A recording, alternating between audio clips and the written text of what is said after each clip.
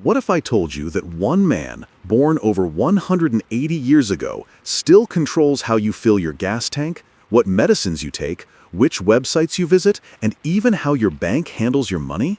What if every major corporation dominating your life today is using the exact same playbook that this man invented back in the 1800s? And what if the government tried to destroy his empire, broke it into pieces, and somehow that actually made him 3 times richer? Sounds impossible, right? But it happened. And here's the craziest part. You're living inside his system right now, this very second, and you probably had no idea. If you're new here, welcome to Monetary Archaeologist. We dig up the buried financial secrets that shape your world. If you want to understand how money really works, hit that subscribe button and tap the bell so you never miss a video. Trust me, what I'm about to show you will change how you see everything. Now let me tell you about John D. Rockefeller, and more importantly, let me show you why his ghost still haunts your wallet in 2025. Picture this. The year is 1870. A 31-year-old man in Cleveland, Ohio runs some oil refineries. Nothing special. He controls about 4% of America's oil refining. Fast forward just 10 years, that same man now controls 90%. Not a typo, 90% of an entire industry.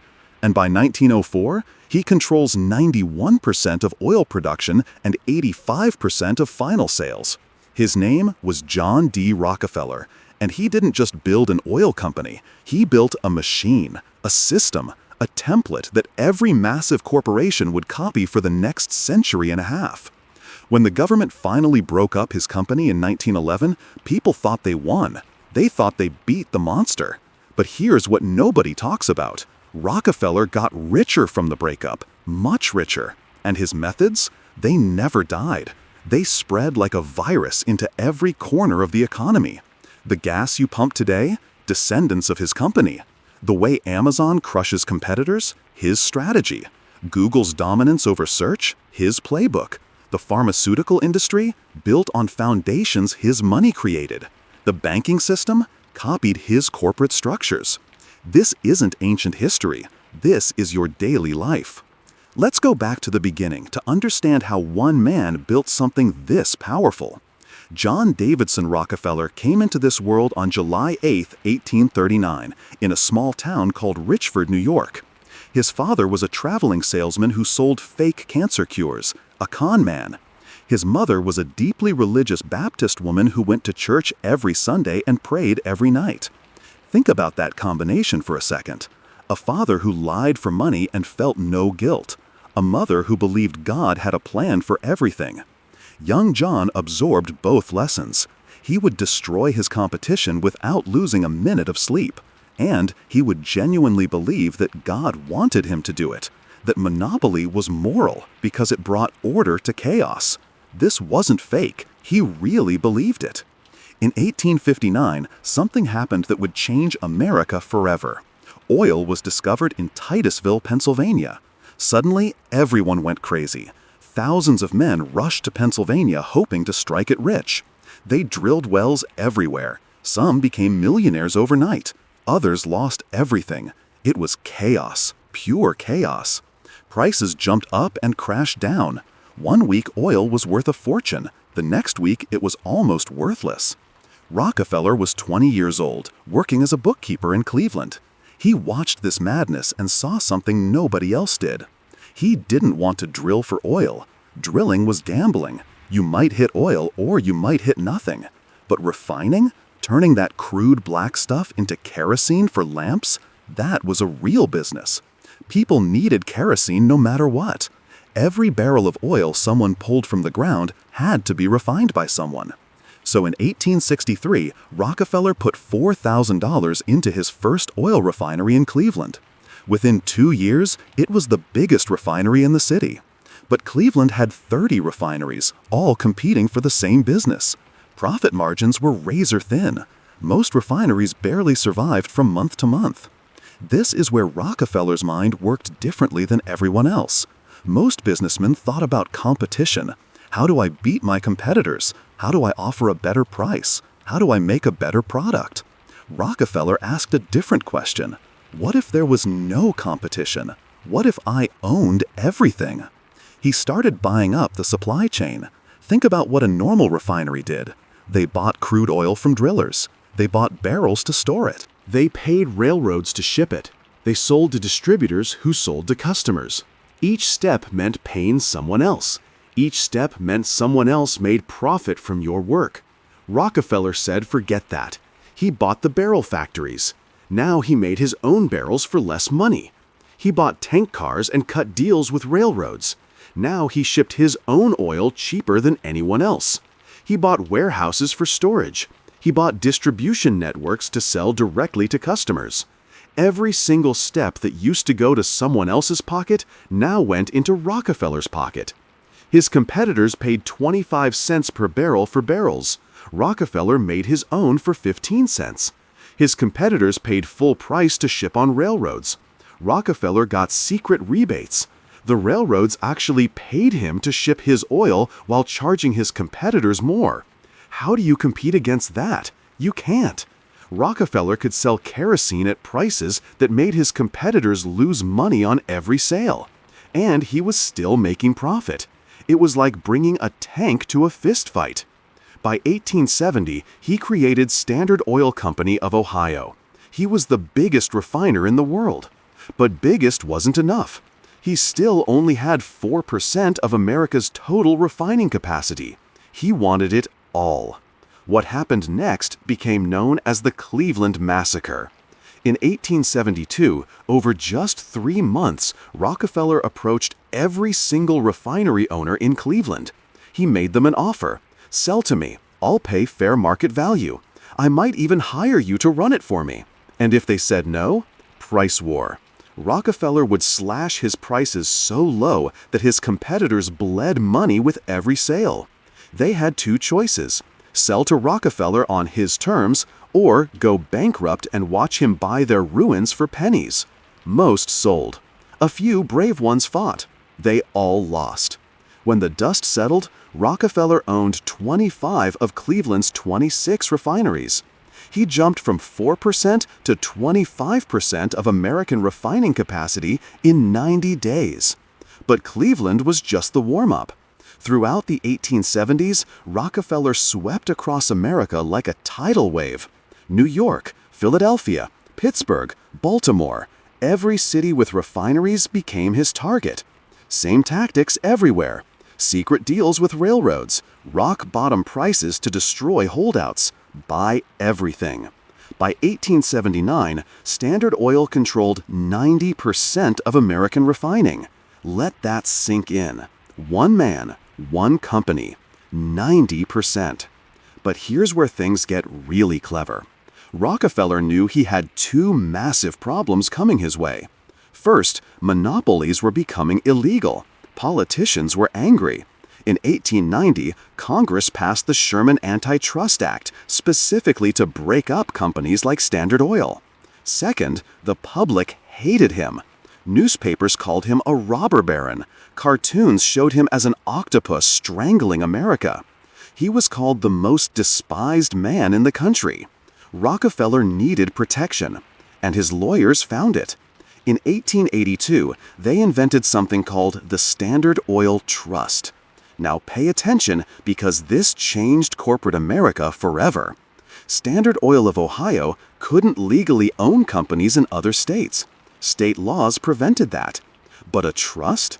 A trust was different. A trust could hold the stock of companies in any state. So Rockefeller created this trust. 41 shareholders controlled it. All of them were Rockefeller or his closest allies. The trust owned all the Standard Oil companies across America. One invisible hand controlling everything. This was the first major corporate trust in American history.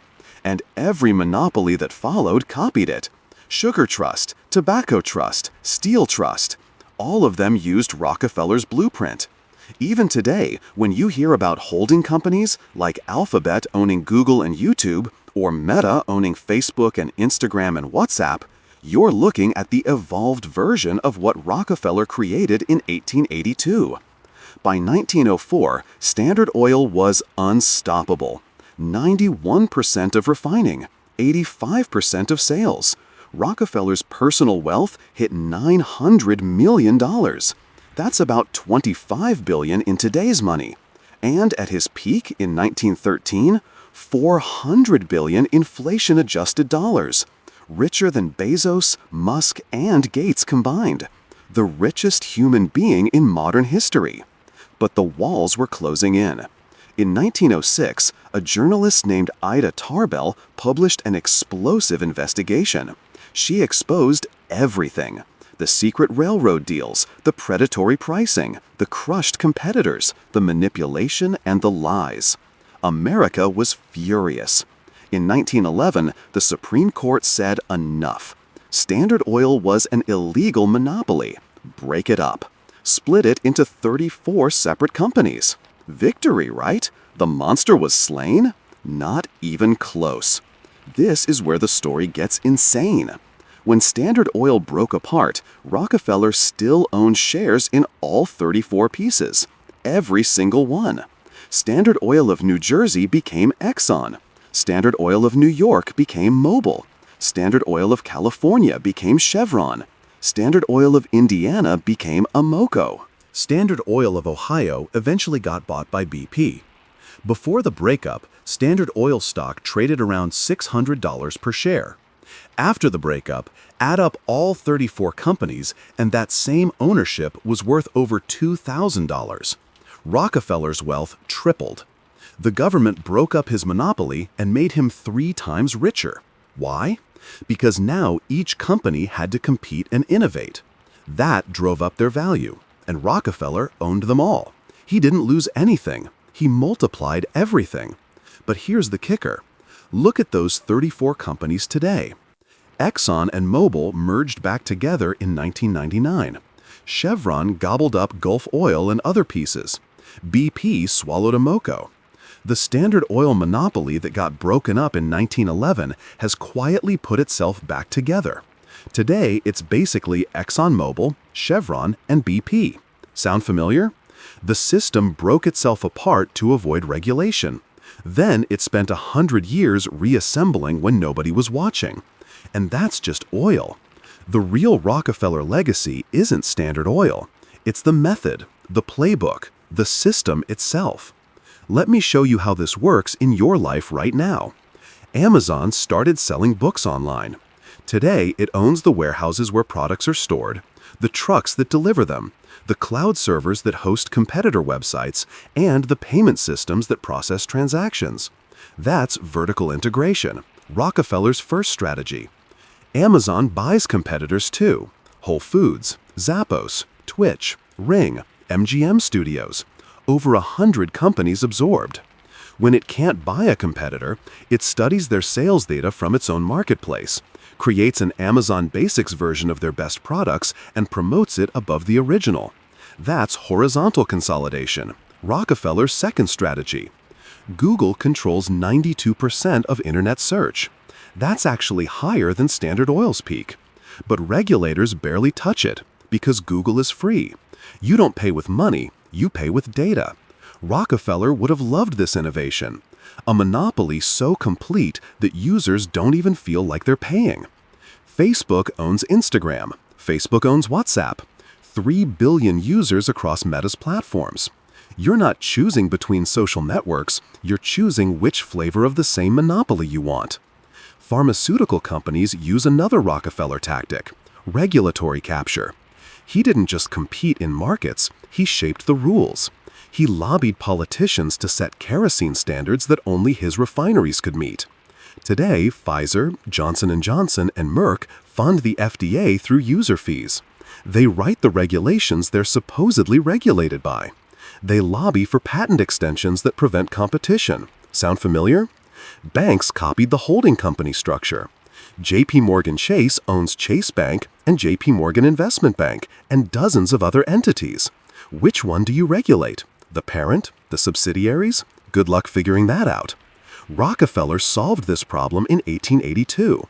Banks copied the solution a century later. And then there's philanthropy, Rockefeller's final masterstroke. In 1913, he created the Rockefeller Foundation with $250 million. That's over $7 billion in today's money.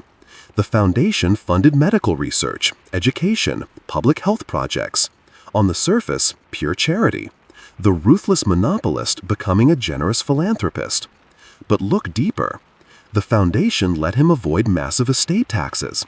It gave him control over which universities got funding and what they taught. It bought him legitimacy. The most hated man in America transformed himself into a beloved benefactor. The Rockefeller Foundation funded the creation of modern medical schools, Johns Hopkins, University of Chicago, Rockefeller University. It pushed a model of medicine focused on pharmaceutical treatments. Guess who benefited? Pharmaceutical companies, many descended from Standard Oil's chemical divisions. Every billionaire today uses this playbook. Bill Gates has the Bill and Melinda Gates Foundation, $75 billion in assets. It shapes global health policy and influences governments. Mark Zuckerberg created the Chan Zuckerberg Initiative.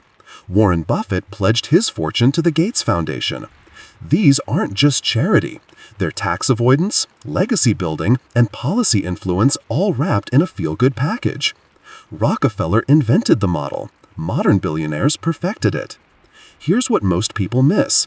The system isn't evil, it's efficient. Before Standard Oil, kerosene cost 58 cents per gallon. After Rockefeller's efficiencies, 8 cents per gallon. That's an 86% price drop. Regular Americans could afford to light their homes. Amazon delivers products in 2 days. Google answers any question in seconds.